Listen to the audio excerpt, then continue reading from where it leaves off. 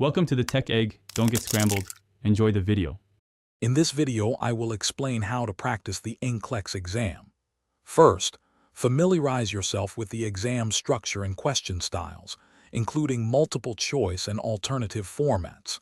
Next, choose a reputable question bank with thousands of practice questions to simulate the real test.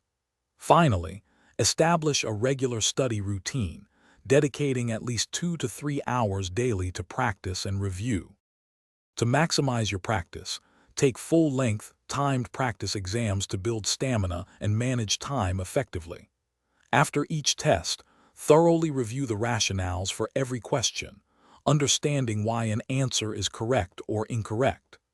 This deep dive helps solidify your knowledge and pinpoint specific content areas needing more attention. Enhance your preparation by enrolling in a structured NCLEX review course, which often provides expert guidance and additional resources. Collaborating with peers in study groups can offer new perspectives and clarify difficult topics.